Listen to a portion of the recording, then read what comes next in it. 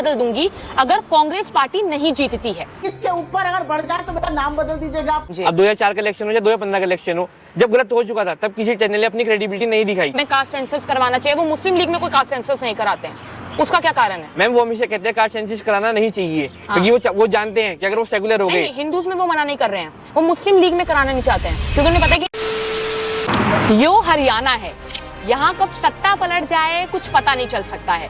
लोग सोच रहे थे कि मोदी मैजिक खत्म हो चुका है, लेकिन उनको ये नहीं पता था कि एकदम जज्बात बदल जाएंगे। एकदम इन्होंने वक्त बदल दिया, जज्बात बदल दिए, जिंदगी बदल दी। तो सुप्रिया श्रीनेत जी हैं, उन्होंने तो ये भी कह दिया था कि मैं अपना नाम बदल दूंगी अगर कांग्रेस पार्टी नहीं जीतती है। इसके ऊपर अगर बढ़ जाए तो मेरा नाम बदल दीजिएगा। 15 से 20 के बीच में इनकी सीटें आने जा रही, उससे कमी होंगी, ज्यादा नहीं होंगी हरियाणा में। अब मैंने एक वीडियो के नीचे कमेंट देखा जहां पर किसी ने ये लिखा था कि योगी जी का ये कहना है, ये सिर्फ एक मजाक था, कि योगी जी का ये कहना है कि सुप्रिया श्रीनेत जी का नाम बदलकर सूर्पनखा रख देना चाहिए। और काफी जो कांग्रेस लीडर्स हैं उनका ये मानना है, उनका ये कहना है कि ईवीएम बैटरीज के साथ छेड़छाड़ करी गई है। जो मशीन की थी वो 99% थी, और जिन मशीनों की बैटरीज 99% थी, उन मशीनों में नतीजा एक आया, हमें हराने वाला नतीजा आया।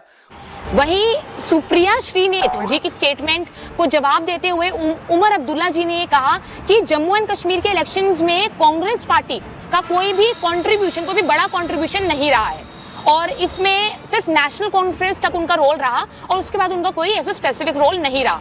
जब कांग्रेस पार्टी जीत रही थी तब राहुल गांधी जी की उन्होंने टीवी चैनल्स ने पिक्चर लगाई हुई थी, लेकिन जब वो हारना शुरू हुई तो मल्लिकार्जुन जी की उन्होंने वहां पे फोटो लगा दी। The results, India Today very cleverly changed the picture to that of Congress President Mallikarjun Kharge. ये तो वही हुआ कि सामने से ब्राह्मण और पीछे से दलित, और ये लोग क्या कास्ट बचाएंगे आप सोच सकते हैं।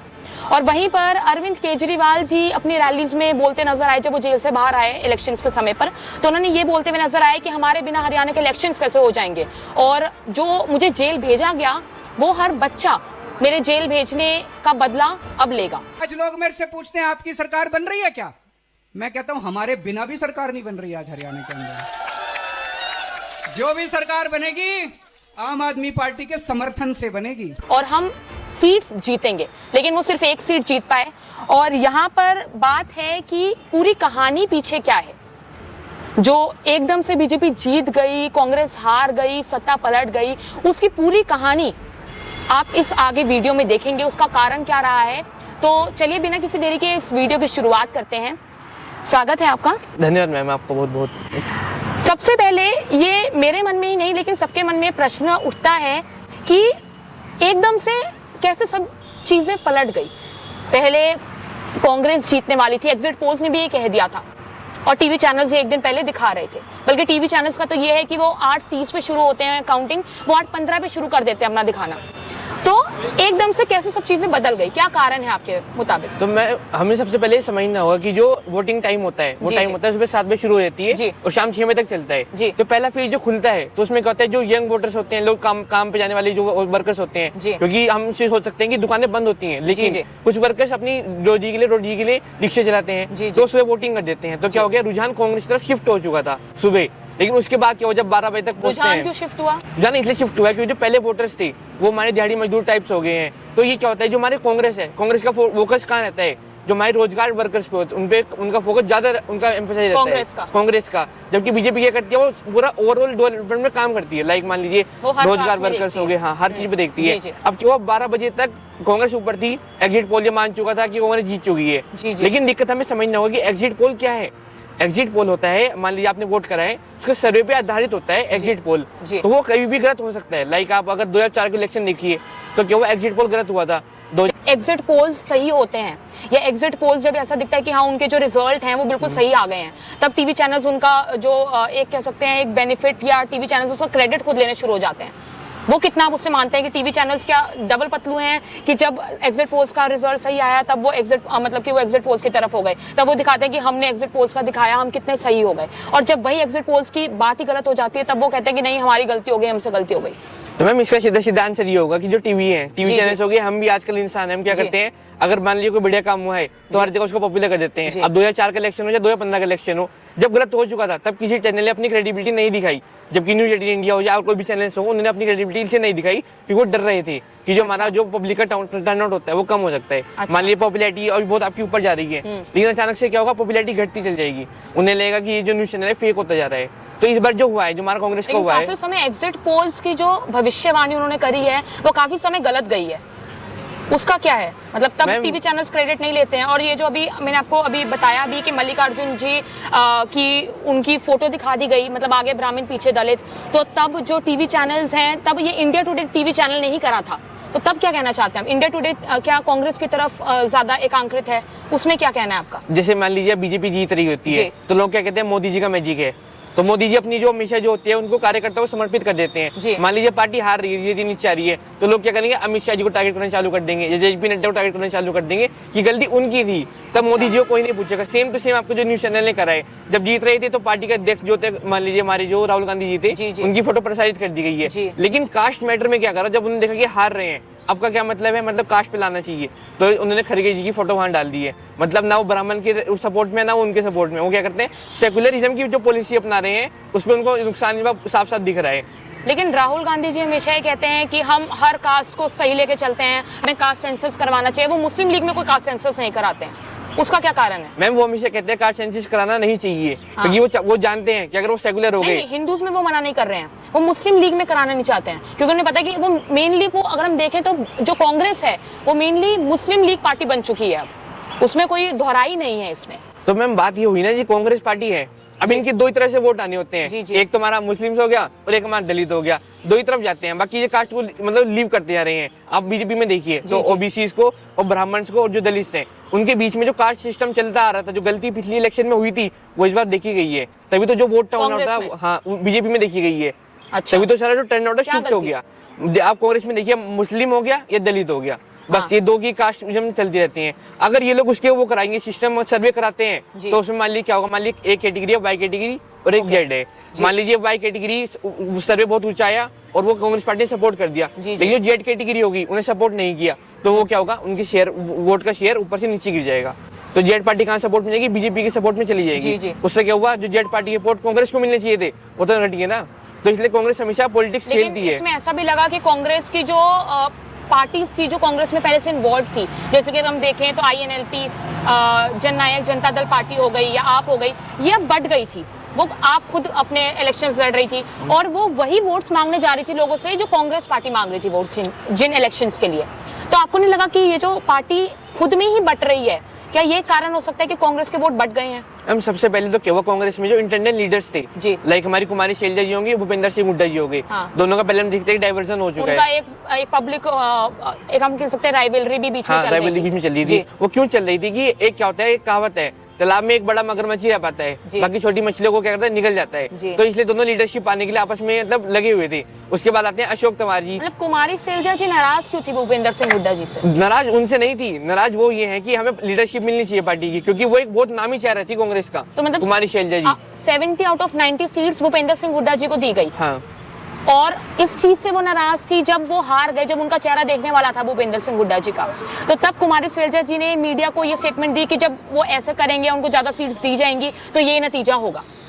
तो ये उनको गुस्सा था कि उनको क्यों ज्यादा प्रेफरेंस दी गई या हमारी पार्टी के जो मेंबर्स हैं उनको क्यों नहीं दी गई, क्योंकि वो अपने फॉलोअर्स से जब मीडिया से इंटरेक्शन कर रही थी, जब भूपेंद्र सिंह हुड्डा जी हारे तो उसके बाद वो अपने फॉलोअर्स को से मिल रही थी उनसे प्यार से, चाहे वो उन्हें सीट नहीं दिलवा पाई, लेकिन वही उनका कहना था कि मुझे इसलिए गुस्सा था भूपेंद्र सिंह हुड्डा जी से क्योंकि उनको ज्यादा सीट्स दी गई, हमें प्रेफरेंस नहीं दी गई। तो ये एक नाराजगी भी, रिफ्ट देखने को मिली। और हम ये भी देख सकते हैं कि जब जब जो भी कांग्रेस पार्टी रही है, जब भी वो इलेक्शंस लड़े हैं, तो जब भी उनके आपस में अगर किसी दो लीडर्स जो उन्होंने कैंडिडेट्स खड़े करे, उन दो लीडर्स के बीच में अगर रिफ्ट रही है तो हमेशा वो पार्टी उस इलेक्शंस में हारी है। क्यों इतनी इस बात से कितना आप सहमत हैं? मैम जैसे कि हमारी एक पुरानी कहावत से एग्जांपल देना चाहूंगा कि दो बंदे की लड़ाई चल रही थी, एक बिल्ली आई और दोनों का सामान लेके, खाना लेके चली गई। तो ऐसे ही कांग्रेस में बार बार देखा जाता है। इंटरनल मतभेद क्यों हो पा रहा है? लीडरशिप का नेतृत्व करने वाला कोई लीडर अब तक आया ही नहीं है, कोई नहीं आया। लाइक बीजेपी देखते हैं हम तो क्या है, हम अर्श से फर्श तक मानते हैं कि जो भी लीडर है वो शुरू से शुरुआत करके ऊपर तक पहुंच पाता है।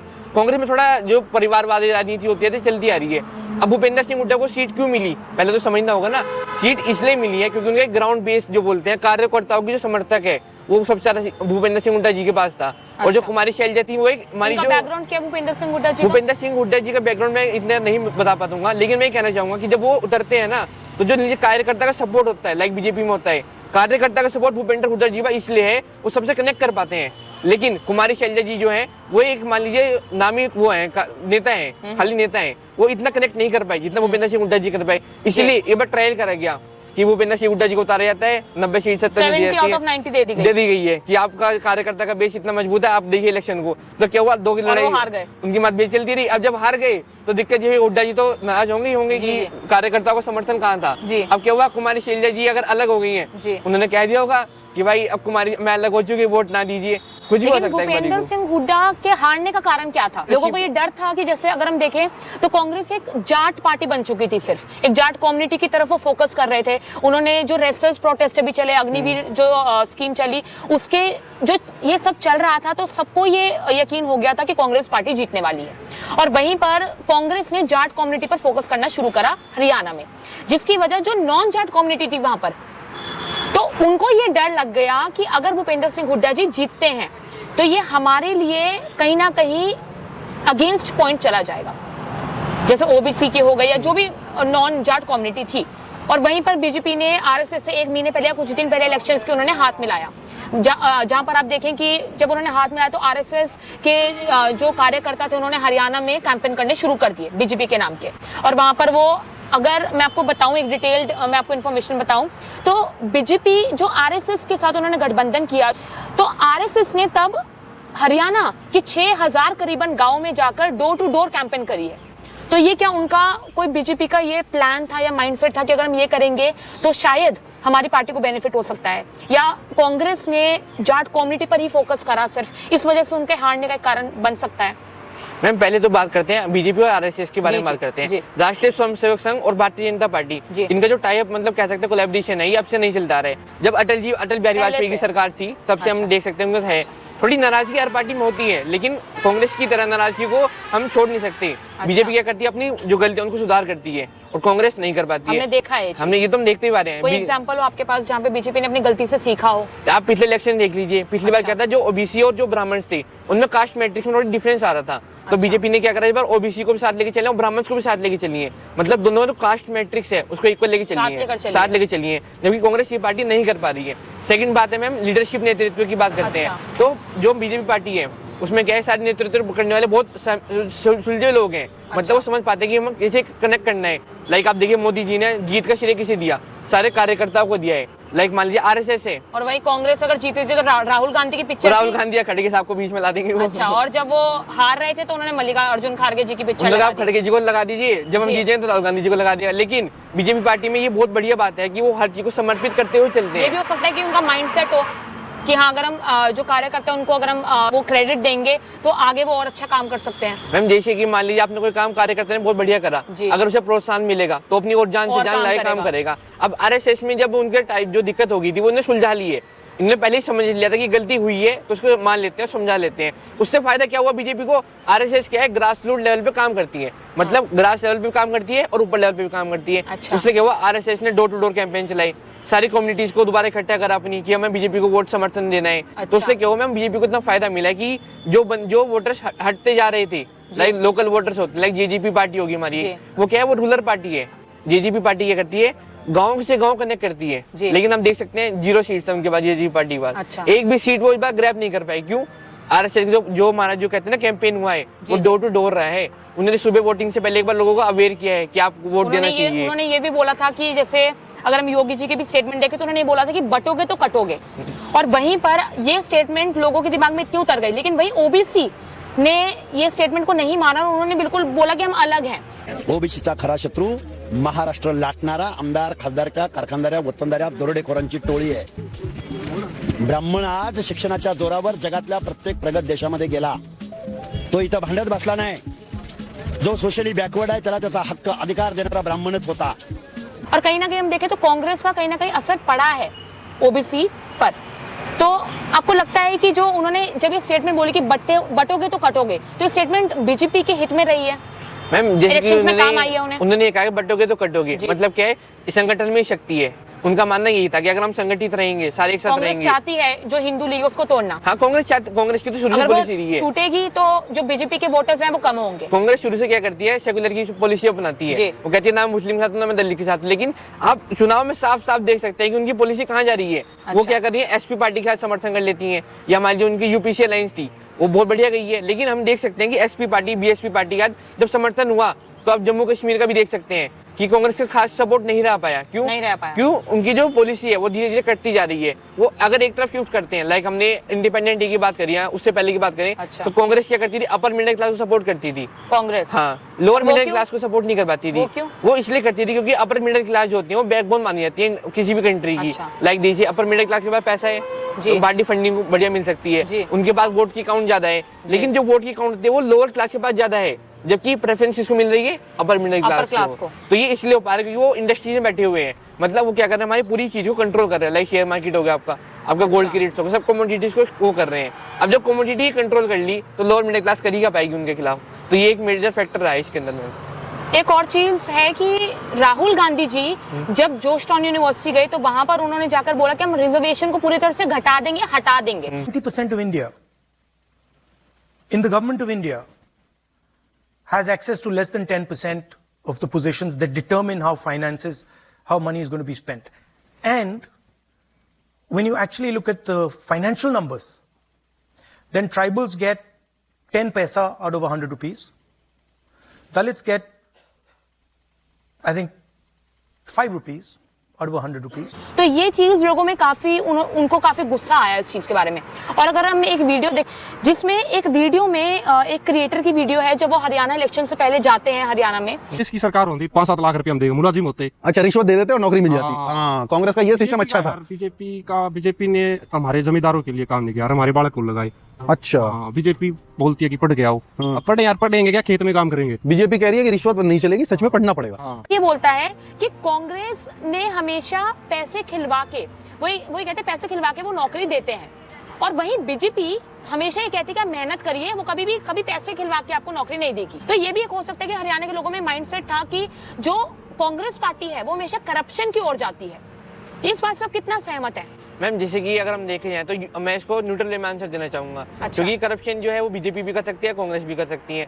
पहली बात हमें ये समझनी लेकिन होगी, पैसे खिलवा के कभी बीजेपी ने नहीं करा है। पैसे खिलवाने की बात तो कांग्रेस की भी अब तक सामने नहीं आई है, मतलब खाली अभी चर्चा में रहा है, चर्चा में रहा है, क्योंकि प्रमाण कभी मिल नहीं पाते हैं। अगर होते हैं तो उनको दबा दिया जाता है, सीधी सी बात है। प्रमाण बाहर निकलेंगे तो उस पार्टी की जो पॉपुलैरिटी को इफेक्ट पड़ता है।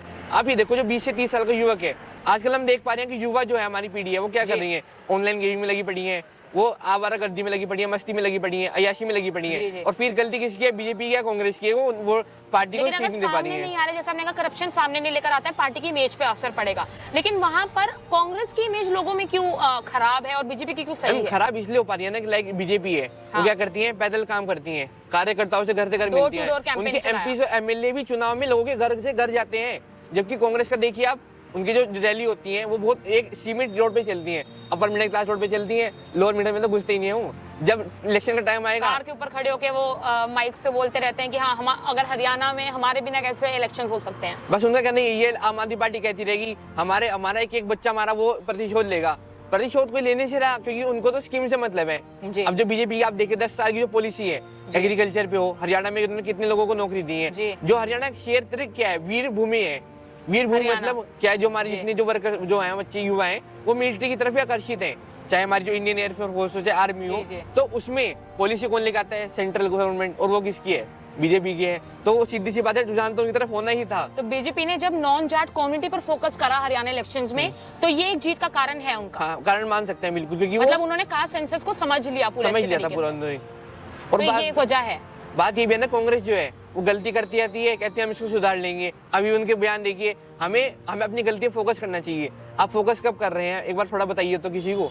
अब फोकस हो नहीं पा रहा है। बीजेपी की अगर गलती हुई उसको समझेंगे, उस पर रुझान देंगे, पार्टी मीटिंग बैठेंगी, हाई लेवल मीटिंग्स होंगी, उस पर फोकस करके सुलझा दी जाएगा। लाइक आरएसएस हो जाए, जो भी उनके मतभेद चल रहे होंगे, लेकिन उन्होंने समझ लिया था कि हमें अगर चुनाव पे फोकस करना है तो हमें साथ आगे इसको रुझान को बदलना होगा। अब आप 12 बजे तक ईवीएम की बात करते हैं। ईवीएम पे उन्होंने ब्लेम डालना शुरू कर दिया कि ईवीएम, उन्होंने ये तक कहा कि ईवीएम जो ईवीएम मशीन जो बनाती है कंपनी, उसके जो 4 डायरेक्टर्स हैं, जो 4 हेड्स हैं, वो बीजेपी के साथ मिले हुए हैं। और ये एक वजह है कि जिस वजह से ईवीएम को 99% तो वो सही रहा, लेकिन उसके बाद उसको पूरा मतलब उसके साथ छेड़छाड़ करी गई। तो ये बात कितनी सहमत है आप इस बात से? मैम जैसे कि ईवीएम की बात ही करते हैं अगर हम, तो ईवीएम इलेक्ट्रॉनिक वोटिंग मशीन, वो बैलेट और कंट्रोल यूनिट 2 पे काम करती है। किसी को नहीं पता, सबने एकदम इल्जाम डाल दिया। बैलेट यूनिट का मतलब क्या होगा, मान लीजिए कोई आर्मी में है, वो अभी उस क्षेत्र में उपलब्ध नहीं है, मान लीजिए हरियाणा में नहीं है, वो बॉर्डर पे लड़ रहा है, तो वो क्या करेगा, बॉर्डर से अपनी नामांकन चिट्ठी को हरियाणा गवर्नमेंट तक पहुंचा देगा, वोटर की यूनिट के थ्रू पहुंचा देगा।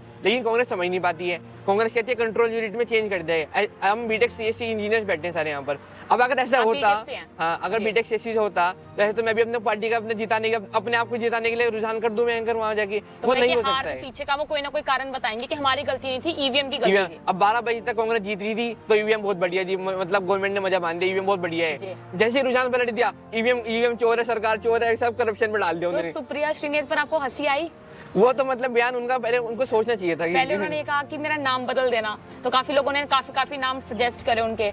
एक तरफ उन्होंने कहा जब हरियाणा में इलेक्शंस वो हारने लगे तो उन्होंने कहा, वो जम्मू एंड कश्मीर का हवाला देने लग गई कि वहां पर क्यों बीजेपी नहीं जीती।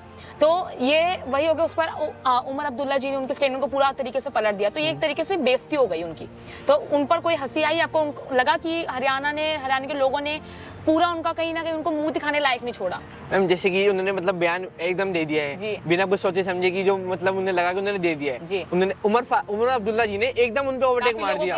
इमोशनल मेल्टडाउन्स हुए इससे। मोदी जी खत्म हो चुके हैं, उनका मैजिक खत्म हो चुका है। इस कंपनियों द्वारा ईवीएम मशीन निर्मित होती है, जैसे बेल है और उसके बाद एक दूसरी जो कंपनी है, उन दोनों कंपनियों में से जो एक कंपनी है बेल भारत इलेक्ट्रॉनिक्स लिमिटेड, उस कंपनी के 4 डायरेक्टर जो है वो बीजेपी से सीधा संबंध रखते हैं। तस्वीर अभी बहुत जल्दी पलटेगी और तस्वीर पलटते हुए देर नहीं लगेगी। हमारे लिए अच्छी खबर हरियाणा से भी आएगी, हमारे लिए अच्छी खबर जम्मू कश्मीर से भी आ रही है। इमोशन इसलिए मेल्ट डाउन हुए, उन्होंने एकदम की मेरा नाम बदल दीजिए। कोई भी लीडर को सोचने जवाब देने से पहले सोचना चाहिए वो क्या बोल रहा है। अब मान ली बीजेपी वाला कोई मतलब हार जाए तो नाम बदल देगा, कोई भी नाम बदलने का नहीं, वो सीधी सी बात है। लेकिन अपने आप को अगर पॉलिटिशियंस का जो स्टेटमेंट्स रहती हैं, अब आप मान लीजिए अगर नाम बदलने कह रहे हैं तो आपको पहले देखना पड़ेगा कि उसकी ग्राउंड रियलिटी क्या थी। अब आपने उसके बिना ही एक तरह से कह दिया कि मान लीजिए आप नाम बदल दूंगी, अब आपका नाम बदल देंगी मैडम जी, अब नाम नहीं बदल पाएगी वो। उधर से भी जम्मू कश्मीर से भी उनको एक करारा मुंह तोड़ जवाब मिल चुका है और हरियाणा से मिल चुका है। अब ना हरियाणा की नहीं ना जम्मू की रही, तो वो दोनों तरफ से उन्हें मतलब कहीं ना कहीं दिखाने लायक नहीं छोड़ा उन्हें। तो यहाँ पर ये है कि कांग्रेस का हम सब जानते हैं कि उनका जाट डोमिनेटेड सेक्टर रहा है हरियाणा के इलेक्शंस में। तो यहाँ पर उन्होंने जैसे विनेश फोगाट को जो टिकट दी, रेजिस्टर्स प्रोटेस्ट के चलते दी, उन्होंने अग्निवीर स्कीम को देख के चलते दी, जिसमें लोगों का भी कहना था कि हरियाणा में कांग्रेस की सरकार जीतेगी, उनकी सरकार वहां पर बनेगी। लेकिन आपको लगता है कि अगर उन्होंने विनेश फोगाट जी को टिकट भी दी, उसके बाद उन्होंने जितने भी, अगर आपने उनके इंटरैक्शंस भी देखे, मीडिया इंटरैक्शंस, तो वहां पे उन्होंने कोई भी हरियाणा के डेवलपमेंट के बारे में बात नहीं करी, लेकिन फिर भी वो वहां पे हरियाणा में इलेक्शंस जीत गई।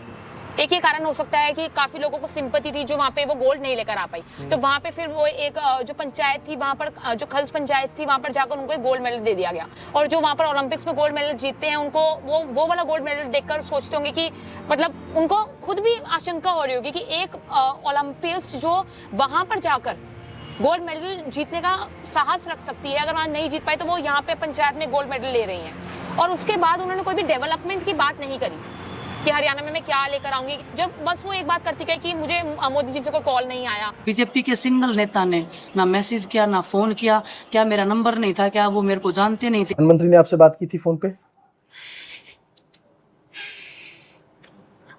आया था फोन, मैंने मना कर दिया। और जो अंबानी जी है, नीता अंबानी जी है, वो भी कर सकती है, लेकिन उन्होंने कुछ करा नहीं। अंबानी जी आईओसी में मेंबर है, वो चाहे तो क्या नहीं कर सकते। आपको लगता है कि उन्होंने कोई डेवलपमेंट की बात नहीं करी, उसके बाद भी उन्हें हरियाणा में जिता दिया गया? मैम जैसे कि उन्होंने कहा कि अंबानी जी का, नीता अंबानी जी का फोन आ सकता था जी। अब जब बात हो रही है ओलंपिक्स की, तो सारा फेडरेशन जो है वो ओलंपिक्स मतलब स्पोर्ट्स फेडरेशन में जाएगा ना काम। अब अंबानी या टाटा जी उनको फोन क्यों करेंगे कि भाई आप, लेकिन वो कह रहे थे कि वो रिलेटेड है कहीं ना कहीं से। अब मान लीजिए आप रिलेटेड भी हैं तो अंबानी जी को अगर फोन करना चाहिए था, मान लीजिए उन्होंने कहा कि मोदी जी ने फोन करा, वो रिसीव नहीं कर पाई, या मोदी जी के कारण उन्हें फोन नहीं मिल पाया।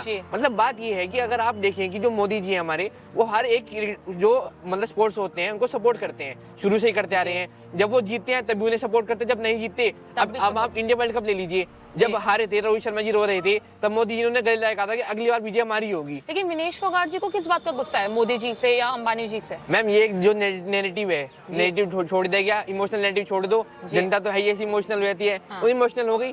अब डेवलपमेंट की कोई बात ही, उन्होंने क्या बात करी? महिला अत्याचार, महिला अत्याचार यूं हो रहा है, महिला अत्याचार में मैं क्या, वो भी बताया नहीं क्या करूंगी। जबकि बीजेपी का स्टैंड नैरेटिव है, डेवलपमेंट के सारे प्रोजेक्ट उनके बिल्कुल ऑफिशियली हैंडल्स में है। अच्छा। मिनिस्ट्री ऑफ डेवलपमेंट होगी, ह्यूमन अफेयर्स हो गया, या ह्यूमन मतलब हर चीज पे बिल्कुल क्लियर डेटा शो है कि आप ये डेटा कर सकते हैं। लेकिन विनेश फोगाट जी ने क्या करा? खाली इमोशनल बैकग्राउंड करती रही, डेवलपमेंट में कुछ बात हुई नहीं उनकी। लेकिन जीतने का कारण क्या था हरियाणा में? मैम अगर मान लीजिए जनता इमोशनल हो गई है या इमोशनल थी उनके ना जीतने से वहाँ पर। मैम क्या होता है ना, मान लीजिए मैं हार रहा हूँ, अब मैं थोड़ा इमोशनल कर दूं लोगों को, तो क्या होगा? जब भीड़ का टर्न आउट होगा मेरी तरफ शिफ्ट हो जाएगा। तो उन्हें डेवलपमेंट की कोई भी बात ना कर उन्हें इमोशनल जो ब्रेकडाउन करके, हाँ, उस वो एक एस्पेक्ट है जिससे वो वहाँ पर जीत गई। एक और चीज की, कांग्रेस वर्सेस आप काफी चला, आपने अलग अपना चुनाव लड़ा, उन्होंने बिल्कुल, जैसे मैंने आपको पहले भी कहा कि कांग्रेस की जो पार्टीज थी एलीज में, उन्होंने भी अलग अलग चुनाव लड़ने शुरू कर दिए, जिसकी वजह से कांग्रेस के वोट बढ़ गए, और ये भी कारण हो सकता है कि कांग्रेस को कम वोट मिले। लेकिन आपको लगता है कि कांग्रेस वर्सेस जो आप हुआ वो काफी नुकसान भरा रहा है फॉर बोथ द पार्टी? सत्ता बदल सकती थी अगर दोनों पार्टी साथ में लड़ती तो? मैम कांग्रेस जो है वो क्या करती है, अलायंस में शुरू से नहीं आ पा रही है। अच्छा। उनका बस एक अलायंस जो मैं मानूं सक्सेसफुल रहा है वो है यूपीसी अलायंस से, मैंने निकाल लिया यूएसी अलायंस से। मैं अभी कंफर्म नहीं हूँ, उनका एक अलायंस बहुत फेमस रहा। उसके बाद जो क्या करा कांग्रेस का अलायंस एक फेमस रहा, लेकिन दूसरे अलायंस में क्या हुआ? इंटरनली उनके ब्रेकडाउन होते रहे। मान लीजिए एसपी का गठबंधन हो या हमारी बीएसपी का गठबंधन हो, इन्होंने कहा हम अलायंस में आएंगे। उसके बाद क्या हुआ? एसपी की पॉलिसीज क्या है? रीजनल पार्टी के रूप में है, मतलब उन्हें रीजनल को सपोर्ट करना है, एक तरह से मान सकते हैं। अच्छा। और कांग्रेस क्या है? सेंट्रिक पार्टी, मतलब नेशनल पार्टी के रूप में उभर के आई है। तो कांग्रेस को सेक्युलर होकर चलना पड़ता है, चाहे वो जवाहरलाल नेहरू के टाइम की पॉलिसी हो, चाहे राहुल गांधी की होनी चाहिए। वो आपको लगता है वो चलती है सेक्युलर होकर? मैम कहना और करने में बहुत अंतर रह चुका है। अच्छा। कहना मतलब ये हो गया कि हम सेक्युलर पार्टी हैं। सेक्युलर कांग्रेस के द्वारा उसका मतलब क्या है सेक्युलर का? वो क्या मानती है सेक्युलर को? उनका मतलब तो मतलब बहुत ज्यादा अलग, फोकस करना, पार्टी को फोकस करना कह सकते हैं, मतलब बहुत अलग अलग है। लाइक एक तरफ वो कहते हैं कि सेक्युलर ब्राह्मण को सपोर्ट कर दिया, दूसरे टाइम ओबीसी को सपोर्ट कर दिया, तीसरी किसी को पूछा ही नहीं। तो इसमें सेक्युलर का मतलब क्या होता है कि आप कॉन्स्टिट्यूशन में क्या कहा गया? सब धर्म और जाति सब इक्वल्स होंगी, on the basis of caste religion सब में मानते हैं। लेकिन उनका अलग ही चल रहा है सेक्युलर।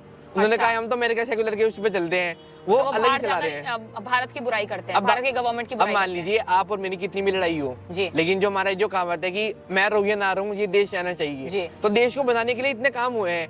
अब वो बाहर जाके अगर देश की बुराई करते हैं तो इसमें दिक्कत किसकी है? हर एक भारत देशवासी की बेइज्जती होने वाली बात मानते हैं। इसमें वो ये नहीं देखेगा कि उनके बीच बीजेपी और कांग्रेस के बीच क्या कंट्रोवर्सी है, वो ये देखेंगे कि शायद इनके जो देश की गवर्नमेंट है वो ही देश को सही तरीके से चला नहीं पा रही है। मैम इसमें एग्जांपल अटल बिहारी वाजपेयी सरकार, जो हमारे अटल बिहारी वाजपेयी थे वो भले ऑपोजिशन में थे, लेकिन जब इन्फ्लेशन का टाइम आता है, इमरजेंसी का टाइम आया था, या उससे पहले जब इंदिरा सरकार कांग्रेस की गिरने वाली थी, तब उन्होंने उनका साथ दिया था, क्योंकि उन्हें लगा कि कुछ पॉलिसी इनकी मेरे से ताल्लुकात रखती है। उसके बाद जब पाकिस्तान में कोई लड़ाई हो रही थी, जंग हो रही थी, तब जो अटल बिहारी वाजपेयी ने अपोजिशन के बजाय जो सरकार चल रही थी उनका साथ दिया। उन्हें पता था कि अगर मान लो ये देश रहेगा तो हम सब रहेंगे। अच्छा। उनकी एक पॉलिसी थी। अब कांग्रेस क्या करती है? बांट की राजनीति खेलना चाह रही है, मतलब कि मान लीजिए कभी इधर होगी, बटोगे तो कटोगे। तो आपको लगता है कि एग्जिट पोल सही है?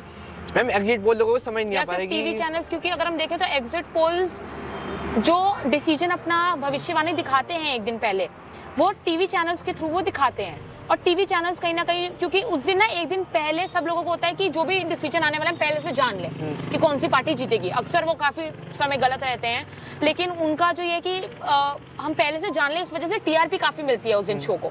और इस जो टीआरपी मिलती है टीवी चैनल्स को, उसमें से कुछ हिस्सा वो एग्जिट पोल्स को देते हैं। और करीबन से करीबन अगर हम देखें तो सारे एग्जिट पोल्स की भविष्यवाणी एक ही रहती है। तो आपको लगता है कि क्या एग्जिट पोल्स हमेशा सही रहे हैं या खत्म हो जानी चाहिए एग्जिट पोल्स? उनका कोई मतलब है ही नहीं, क्योंकि मुझे लगता है कि एग्जिट पोल्स का कोई मतलब नहीं है, क्योंकि जिस दिन जब काउंटिंग हो रही होती है उस दिन पूरे नतीजे हमने काफी बार देखा बदल जाते हैं। और एग्जिट पोल्स बहुत बार ऐसा हुआ है कि एग्जिट पोल्स की भविष्यवाणी गलत हुई है।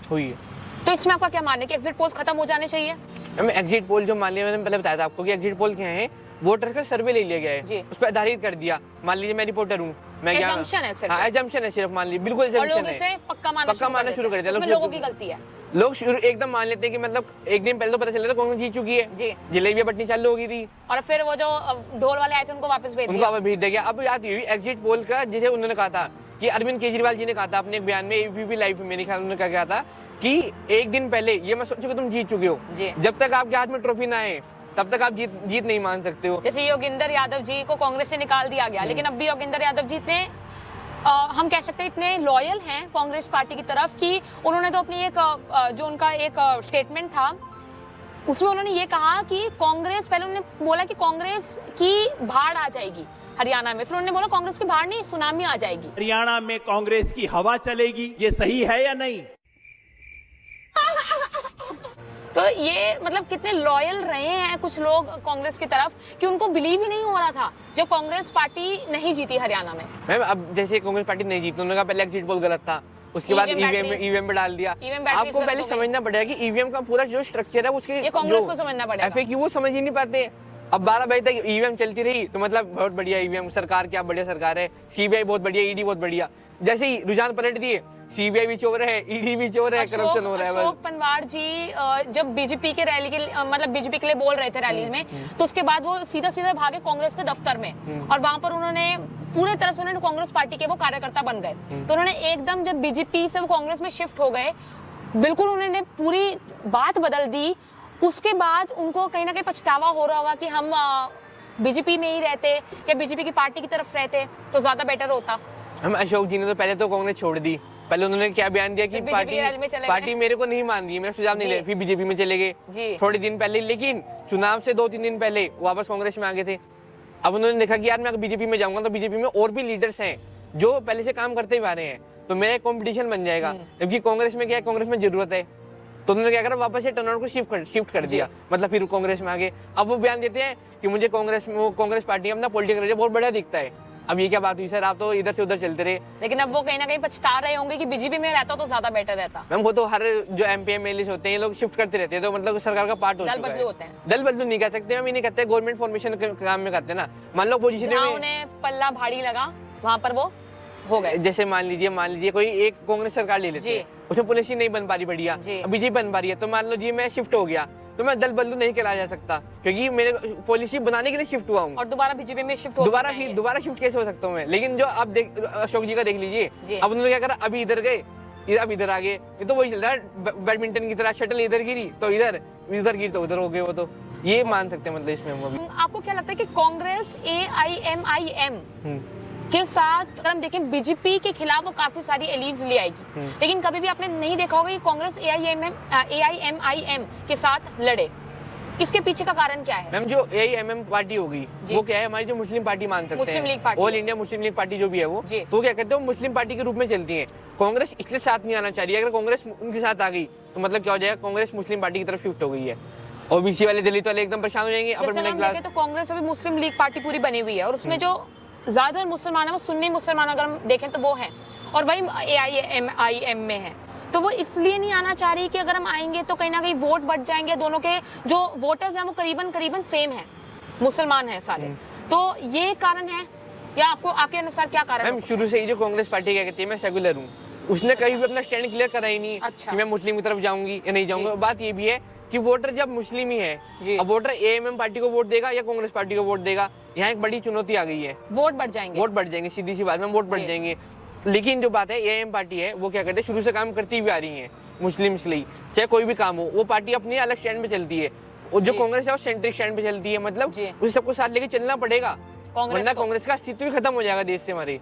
अच्छा, अगर वो साथ नहीं रह पाएगी, कभी किसी की पिक्चर तो सबको, हाँ लेकिन उसे मान लीजिए हमने उसने 3 पिक्चर देखी, उसे 3 पिक्चर कंबाइन करके दिखानी पड़ी, वरना क्या हुआ, कांग्रेस खत्म हो जाएगी उस दिन। तो मुस्लिम जो मुस्लिम पार्टी है या जो मुस्लिम लोग हैं उसमें वो कास्ट सेंसस क्यों नहीं कराना चाहती, और वो किसी में भी कास्ट सेंसस नहीं कराना चाहती है, इसके पीछे का कारण क्या है? जैसे कि अगर कास्ट सेंसस होगा तो चाहे मुस्लिम हो, चाहे हिंदू, चाहे सिख हो, चाहे कोई बौद्ध धर्म हो, जब होना ही है तो सबके साथ होना चाहिए, वरना किसी के साथ नहीं होना चाहिए, क्योंकि पार्शियलिटी कि मुस्लिम में ना हो। मैम वो तो कभी स्टैंड बताती नहीं अपना बाहर, उसने कभी ये कहा नहीं कि मुस्लिम का नहीं चाहती, वो तो ये भी कहती है कि मैं हिंदू में नहीं चाहती हूँ, स्टैंड नहीं लेती है।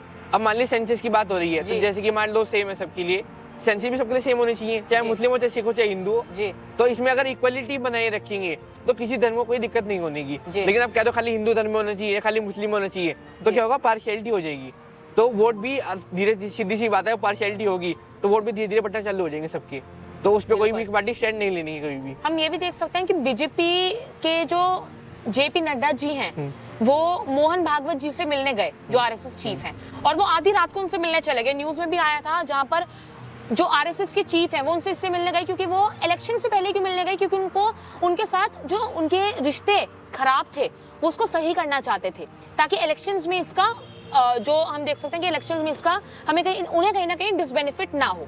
तो आपको लगता है कि उसके बाद जब मोहन भागवत जी अगले दिन आकर बोलते हैं कि हमारा फैमिली मैटर हम सॉल्व कर लेंगे, इतनी कोई बड़ी बात नहीं है, तो उन्होंने जब आपस में अपने जो रिफ्ट था उसको सही कर लिया, तो ये एक बीजेपी का टर्नओवर मूव था जीतने के लिए इलेक्शंस में।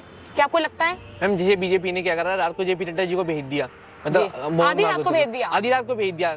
गलती का जितनी जल्दी सुलझाया हो सकता है उतने फायदा है ना। अब कांग्रेस क्या है, कांग्रेस में क्या होता है, इंटरनल लीडर ही आपस में लड़ते हैं। कुमारी शैलजा जो भूपेंद्र सिंह हुड्डा का साथ हो जाते तो आज हम देख सकते हैं कांग्रेस पार्टी में अपने में ही अलग ही क्लेश चल रहा है, वो हारते हैं। अब उनमें क्या है, उनमें पहली बात ये है जो लीडरशिप की नेतृत्व होती है, अगर लीडरशिप आपका स्ट्रॉन्ग है, लाइक हमारे मोदी जी बीजेपी पार्टी के बिल्कुल स्ट्रॉन्ग है वो हर चीज को कनेक्ट करते हैं, चाहे हमारा पार्टी वर्कर हो, चाहे चाय बनाने वाला हो, हर चीज को फोकस करते हैं। कंट्रीज के लीडर उनसे जाके भी वो बना लेते हैं अपनी बात। अब मैम देखिए ना, पहले भारत की जो अध्यक्षता थी, हाल ही में एस जयशंकर जी भी पाकिस्तान के SCO समिट में गए थे, उन्होंने इन्विटेशन दिया था, वो मना भी कर सकते थे क्योंकि इंडिया और पाकिस्तान के बीच में काफी बड़ी लड़ाई है, लेकिन फिर भी वो गए। तो ये पीएम मोदी जी का स्ट्रॉन्ग लीडरशिप दिखाता है। मैम बात ये जो मोदी जी हमारे मान सकते हैं, आप पहले हमारी जो कांग्रेस की सरकार छोड़िए या किसी पार्टी को भी लीजिए, पहले क्या था, हमारे जो भारत था वो बाहर रिप्रेजेंट नहीं हो पाता था। पहले देश जो आपस के देश थे वो नहीं बुलाते थे। अब आज रूस हमारे साथ खड़ा है, अमेरिका हमारे साथ खड़ा है, कोई भी देश हो हमारे पूरे वर्ल्ड का एकदम तैयार हो जाता है। क्यों? ये लीडरशिप ही तो है। मतलब मोदी जी से बढ़िया नेता और कोई नहीं है, ये नहीं कह सकते। उनकी जो लीडरशिप है उससे बढ़िया अब तो कोई सामने नहीं आ पाया। लीडरशिप कहना चाहूंगा मैं, स्किल्स तो सबके पास है, नड्डा जी के पास, अमित शाह जी के पास, राहुल गांधी जी के पास स्किल्स है, लेकिन स्किल्स को सही तरह से प्रेजेंट करना और लोगों से कनेक्ट करना वो एक बड़ी बात होती है। वो मोदी जी में हम साफ साफ देख सकते हैं। बीजेपी इसमें सेफ साइड हो गई। अब आप देखिए जो वर्ल्ड इकोनॉमिक फोरम है हमारी अमेरिका की, वो किसी के बुलाने पे आज तक किसी कंट्री में नहीं गई। 2016 में वो इंडिया आ गई एक कहने पर मोदी जी के। उनका जो हाथ का जेस्चर होता है, अब उनके हाथ देखिए, उनके हाथ अगर वो हाथ शेक हैंड कर रहे हैं किसी प्राइम मिनिस्टर से, तो उनके हाथ मतलब क्लोज रहते हैं। वो उसके क्या प्रतीक है, हम तुम्हारे साथ खड़े हैं, अर्ज तक खड़े हैं। लेकिन जो क्या हो रहा है, में बुलाया गया मोदी जी को। अब क्या होता है, जो एस जयशंकर साहब हैं मना कर सकते थे, लेकिन मोदी जी को पता है कि हम हमारी किसी दुश्मनी इतनी नहीं है, बाकी सॉल्व हो सकती है, बातचीत से हो सकती है। ऐसे तो नहीं है कि हमारी चीन से दुश्मनी होगी या पाकिस्तान दुश्मनी है, दुश्मनी किसी के साथ नहीं है। वो कभी वो सिचुएशन हो सकती है, हाँ सोल्व हो सकती है। अच्छा, अब मान लीजिए सोल्व हो सकती है, पाकिस्तान सोल्व हो सकती है अगर वो बातचीत करना चाहे। हम तैयार हैं, हमें कोई दिक्कत नहीं है। मोदी जी तैयार होने को सहमत हो सकते हैं, लेकिन हमारी जो 3 पॉलिसी होती है उनमें उनको काम करना पड़ेगा। लाइक सबसे पहली मान ली मिलिट्री जो होती है, मान लिया आप वो करवा रहे हैं, तो हमेशा क्या होता है, मिलिट्री जो होती है वो लड़ाई होती है, क्या होता है, दोनों देश का नुकसान होगा, दबा के नुकसान होता है, शहीद हमारे भी होंगे तो शहीद उनके भी होंगे। तो अगर बातचीत से सुलझा ली जाए, पॉलिसी बना दी जाए, लाइक 1971 वॉर हो हमारी, उसमें क्या हो गया था, हमारा एग्रीमेंट हो गया था, जंग को रोक दिया गया था। अगर वही हम पहले ही कर दें तो फिर आगे जंग की जरूरत ही क्या है? जंग के बाद भी एग्रीमेंट साइन होना है। एक जंग को रोककर बाकी जंग रोकी जा सकती है। हाँ, रोकी जा सकती है। अब मान लिया अगर लड़ना ही है तो मिसाइल हमारे पास ही, मिसाइल पाकिस्तान, चाइना सब फिर तो आपस में लड़ते रहेंगे। तो नाटो की जो स्टैब्लिशमेंट हुई थी वो इसलिए हुई थी ताकि कोई भी देश सुपर पावर यूज ना कर पाए, तो इसलिए काम होता है मैम ये। ठीक है, तो मतलब ये है कि बीजेपी में एक स्ट्रॉन्ग लीडरशिप हमें देखने को मिलती है। और वहीं कांग्रेस में अगर हम देखें तो कहीं ना कहीं उनका वो कास्ट बेसिस पे चलते हैं, और यही चीज उनकी इस इलेक्शंस में उन्होंने करी और वहीं वो लैक हो गए, वहीं वो लैक हो जाते हैं। उनमें नेतृत्व अगर कोई करने वाला बढ़िया हो, लाइक राहुल गांधी जी में मान तो बहुत बढ़िया, मतलब बढ़िया लीडरशिप है, लेकिन वो क्या कहते हैं, लोगों से कनेक्ट नहीं कर पा रहे हैं। लेकिन जब वो हार गए वो तो अब्रॉड, उनकी न्यूज आई कि वो अब्रॉड चले गए राहुल गांधी जी। थोड़ा मैम जब हार जाते थोड़ा तो गम तो थोड़ा मतलब सुधारने के लिए कहीं ना कहीं जाने पड़ता है ना। अच्छा, तो थोड़ा चले गए होंगे घूमने के लिए, थोड़ा सा घूमने के लिए नहीं, या भाग गए वो? भाग के जाएंगे कहाँ, आना तो वापस इंडिया ही पड़ेगा ना। वही जनता सामने खड़ी होगी, वही हुड्डा जी होंगे, वही कुमारी शैलजा जी होंगी। तो आपको लगता है कि जो हरियाणा के लोग हैं उनको ये डर था कि अगर भूपेंद्र सिंह हुड्डा जी बन जाते हैं, उनकी सीट जीत जाते हैं, तो कहीं ना कहीं जाट डोमिनेंस बढ़ जाएगी हरियाणा में, और इस वजह से, इस डर की वजह से हरियाणा के लोगों ने भूपेंद्र सिंह हुड्डा जी को नहीं जिताया? मैम ऐसा कुछ नहीं है, जो हमारे हुड्डा जी हैं वो शुरू से 2 पार्टी स्टैंड लेके चलते हैं, मतलब जाट डोमिनेंस को भी वो कंट्रोल में करके चलते हैं और नॉन जाट को भी डोमिनेट करते हैं। ये क्या होता है, डर फैल जाता है, अफवाह बोलते हैं जिसे हम। अब जो हमारे जो हुड्डा जी हैं उनका सबसे जो ग्राउंड नेटवर्क है सबसे ज्यादा स्ट्रॉन्ग है, किसी पार्टी से भी ज्यादा हुड्डा जी का बड़ा नेटवर्क स्ट्रॉन्ग है। वो हर कार्यकर्ता को साथ लेके चलते हैं, वो जमीन पे उतर के काम करते हैं। जो कुमारी शैलजा जी अगर देखा जाए तो चुनाव में वो एक नेता है, मतलब लीडरशिप उनकी बढ़िया है, लेकिन आपको नहीं लगता कि जो बीजेपी ने जब ये हुआ तब बीजेपी ने नायाब सिंह सैनी जी को खड़ा कर दिया कैंडिडेट की लिस्ट में, जो ओबीसी के लीडर हैं, तो वो ओबीसी की तरफ से उन्हें काफी वोट्स मिले और ओबीसी कम्युनिटी उन्होंने वही जैसे योगी जी ने कहा कि बटोगे तो कटोगे, तो उन्होंने ये चीज को जैसे ओबीसी ने बिल्कुल उस चीज को नहीं माना, ये जो योगी जी की स्टेटमेंट थी। लेकिन जब उन्होंने ये लीडर को खड़ा करा तब ओबीसी का काफी सपोर्ट मिला बीजेपी को। लगता है आपको ये? मैम बीजेपी ने तो पहले अपनी कास्ट मैट्रिक को सुलझा दिया था। उसने कहा नाम ब्राह्मण के साथ है, नाम ओबीसी के साथ है, हम सबको साथ लेके चलना चाहते हैं। हाँ। तो जो ओबीसी नेता को खड़ा करने का समझा था, लेकिन कांग्रेस ने स्टैंड, बात यही हो रही, कांग्रेस स्टैंड ही तो नहीं बताती कहाँ पर है, वो बीच रास्ते में, वो इंडिकेटर नहीं दे पा रही है कि गाड़ी इधर मुड़ेगी गाड़ी उधर मुड़ेगी। बीजेपी का इंडिकेटर सीधा रहता है, उसे पता है मैं दोनों तरफ से चल सकता हूँ साथ में। चाहे मुस्लिम भी आ रहे हैं हम सबको समान इक्वली सम्मान देंगे हम। अच्छा। चाहे वो ओबीसी हो, चाहे ब्राह्मण हो, चाहे मुस्लिम हो। उन्होंने कभी किसी का पार्शियलिटी करी नहीं है। तभी तो आप देख सकते हैं कि जो हमारी मुस्लिम वुमेन है वो मोदी जी के साथ खड़ी हो जाती है। इसलिए तो क्योंकि उनका जो लीडरशिप स्टैंड है वो क्लियर रहता है कि सबका साथ सबका विकास भी खत्म करे या कुछ चेंजेस भी काफी लेकर आए जो शायद कांग्रेस के राज में ना हो पाता। मैम मोदी जी की 2 पॉलिसी सबसे ज्यादा कार्य करी, सबका साथ सबका विकास पहली जो होती है, और दूसरा आत्मनिर्भर भारत। अब क्या हो रहा है, दोनों पॉलिसीज पे खड़े उतरे हैं बीजेपी बिल्कुल खड़ी उतरी है मैम। पहले आप देखिए जो हमारा जो भारत देश था वो पहले विमान को खाली एक्सपोर्ट करता इंपोर्ट करता था, अब हम एक्सपोर्ट भी कर पा रहे हैं। हमारी दवाइयां देख लीजिए, जब पूरे देश में कोरोना की महामारी फैली हुई थी तब मोदी जी की अध्यक्षता में और जो हमारे ICHR के जो हेड थे उनकी अध्यक्षता में हमने दवाई सप्लाई करी है लोगों को। जब जो ब्रिटिशर्स थे क्या कहते थे, Indians are only the consumers not producers, मतलब क्या कहना ये था, स्टेटमेंट को गलत साबित करते हैं। उन्होंने कहा अब हम प्रोड्यूसर भी और कंज्यूमर भी हैं। अब भारत जो है सबसे ज्यादा डिजिटल इलेक्ट्रॉनिक्स सबसे ज्यादा वो करता है, यूज करता है। UPI होगी, अब किसी भी देश में नहीं हुई। बाहर की टेक्नोलॉजी अब हमने खुद के बना लिया, भारत पे हो गया हमारा। चाइना काम करते थे, पहले चाइना काम करता था, मैन्युफैक्चर्ड बाय चाइना करके, और अब इंडिया में काफी चीजें बनने शुरू हो गई हैं। इंडिया के कुछ चीजें शायद चाइना के लोग भी यूज करते हो। अब दिक्कत मैम ये होगी ना कि चाइना वाले अब देखते हैं कि हमारा जो होली का सामान है वो कहते हैं हम सबसे सस्ता बेच देंगे, हमें खरीदना ही पड़ेगा। लेकिन मोदी जी ने लोगों को एक प्लेटफॉर्म दिया है, लाइक हमारा उद्यम मंत्रालय हो गया है। उद्यम ने क्या करा है, लोगों को आसानी कर दी बिजनेस स्टार्ट करने में। MSME के थ्रू कर दिया है। अब मान लीजिए रोजगार मेला लगने लग गया है, हर सिटी में रोजगार मेला लगा, उससे जॉब लग रही है, कंपनी में जॉब लगती है। अब हम रोजगार की बात करते हैं, चाहे कांग्रेस हो या बीजेपी हो, सबको चाहिए, युवा को रोजगार चाहिए। वो क्या कर रहा है, बीजेपी ने रोजगार मेला का शुरुआत कर दी है। उससे क्या होता है, हर सिटी में रोजगार मेला लगता है और वहाँ पे युवा को नौकरी मिलती है। सेकंड बात करते हैं मैम, जो हमारा जो होता है बाजार होता है, शाम को बाजार लगते थे, ठेलियां लगती थी, मतलब अभी भी लगती है, लेकिन अब क्या हो गया, ऑर्गेनाइज हो गया है। मतलब उसे क्या बोलते हैं, मतलब PM की कोई स्कीम है वो याद नहीं आ रही है, लेकिन उसमें क्या है कि जो रेडी वाले होते हैं, वेंडर्स होते हैं, उनको एक छत के नीचे लाया जाए, मतलब सबको एक ही जगह पर लाया जाए। उससे क्या होगा, जो हमारी जो ट्रैफिक कंजेशन है वो सॉल्व होगी। जो जगह जगह जब जाम लगते थे, लाइक एम्बुलेंस में निकलने में दिक्कत होती थी, जो भी हाल ही में काफी चर्चा में रहा, उसमें बीजेपी की कोई गलती दिखी आपको? मैम देखो, जब फार्मर प्रोटेस्ट रहता है, फार्मर के एग्रीकल्चर के बैकबोन ऑफ द कंट्री मानी जाती है। वो कुछ रूल्स कह रहे थे कि मानने चाहिए सरकार को। मैम हर कोई अगर अपनी मांग रखता है, मान लीजिए मैं हूँ किसान हूँ, मेरी छोटा फार्म है तो मेरी मांग क्या होगी, मेरे को फर्टिलाइजर बढ़िया मिले। अगर मैं बड़ा किसान हूँ तो मेरी मांग क्या होगी, जमीन थोड़ी सस्ती रेट मिल जाए, इरिगेशन फैसिलिटी बढ़िया हो जाए। सबकी अलग अलग मांग होती है, लेकिन सबकी मांग को एक साथ रख के गवर्नमेंट को फ्रेम करना। बीजेपी ने हमेशा उन्हें बुलाया अपने पास, मतलब बुलाया किसान को, बुलाया कि आप अपनी मांगे रखे आगे। तो मांगे रख के थोड़ा टाइम तो इम्प्लीमेंटेशन में लगता ही है। जब आजादी को 75-80 साल लग गए थे तो थोड़ा टाइम तो देना चाहिए ना किसान को भी, वो भी हो सकता है। सरकार को देना चाहिए था, लेकिन उन्होंने एकदम की प्रोटेस्ट चालू कर दिया है। दिल्ली में आपने पूरा राजपथ गिरना चालू कर दिया, तो हाईवे बंद कर दिया। अब देखिए हाईवे बंद करने से नुकसान हुआ है। नुकसान खाली आपको ही सोचना होगा कि नुकसान मेरा हो रहा है खुद का। GDP गिरेगी तो नुकसान किसका हुआ, मेरा होगा। अब मान लीजिए मेरे को टमाटर मिले 60 रुपए में, हाईवे बंद हो गया, अब टमाटर तो 10 किलो ही है, लेने वाले तो 100 लोग खड़े हैं। अब सीधी सी बात इन्फ्लेशन हो जाएगा। उसको कम करने के लिए किसान चाहते हैं कि भाई हम एक हाईवे बंद कर रहे हैं, एक हाईवे बंद करते हैं, दूसरा हाईवे चलने देते हैं। अब मान लीजिए एक हाईवे दूसरा हाईवे, किसी को ट्रांसपेरेंट का सामान चाहिए, ब्लड चाहिए, अब वो दिल्ली में उपलब्ध है और सहारनपुर में चाहिए, अब हाईवे बंद है, अब उसे लाने में कितना टाइम लगेगा। अब बाइक को निकलने का रास्ता देना चाहिए ना, कोई इमरजेंसी है। अब मान लीजिए इमरजेंसी एकदम आ जाती है, आपदा आ जाती है, कोई बीच में आ जाती है। अब या तो तुम भाई किसान हाईवे बंद करके बैठे रहो, हाईवे बंद करने से आपका जो प्रोटेस्ट है वो लीगल होना चाहिए। अब आप वहीं बैठे बैठे सब काम चल रहा है, खाना पीना बढ़िया चल रहा है, आपको कोई दिक्कत नहीं हो रही है, सब मिल रहा है उन्हें। अब बात ये ना, मैं समझता हूँ किसानों का सम्मान शुरू से रहे, क्योंकि एक जो किसान अनाज, मोदी जी खड़े रहे हैं। अब जो अनाज किसान बो रहा है, बड़ी गर्मी में बो रहा है, हम तो अपने घर बैठे कहते हैं कि मम्मी रोटी बढ़िया नहीं बनी या रोटी जल गई है, लेकिन एक किसान जो बड़ी दोपहरी में खेतों में काम करता है, उसे यही पता है कि उस धूप का मोल क्या है, सर्दी हो चाहे गर्मी हो, लेकिन चाहे बारिश लड़ाई हो। करके आप अपना हक नहीं मांग सकते। मैम लड़ाई करके थोड़ा हमें हक मांगना पड़ता है। हाँ। लाइक आप देख सकते हैं आजादी लेकिन में क्या था फिर उनका प्रोटेस्ट फिर सही महात्मा था? गांधी जी ने क्या कहा था, अहिंसा का रास्ता अपना के हमें वो करना है, जी। उतना पानी है, जी। और उन्होंने जीत दिला दी थी। जो हमारे क्रांतिकारी वीर थे उन्होंने भी उनको साथ नहीं दिया। क्यों? उनकी जो अलग अलग पॉलिसीज थी, लाइक हमारे नेताजी अलग पॉलिसी थी, उन्होंने कांग्रेस की अध्यक्षता छोड़ दी थी, प्रेसिडेंटशिप छोड़ दी थी, क्योंकि उनकी पॉलिसी अलग थी। वो मानते थे कि देश को हिंसा से ही जीता जा सकता है। गांधी जी अलग मानते थे, भगत सिंह जी अलग मानते थे, सबके अलग अलग सोच होती है। उसको एक साथ पिरोने में, मतलब साथ लाने में टाइम तो लगता ही है ना। अब मान लीजिए अनाज कहीं उग रहे हैं, चावल कहीं उग रहे हैं, अब मुझे अनाज के चावल भी तो खाने पड़ेंगे ना, तो मुझे वैसे इन सबको एक साथ लाना होगा। वो एक मान आखिर में सरकार की सारी बात है, अगर वो मानते हैं, वो नहीं मानते हैं।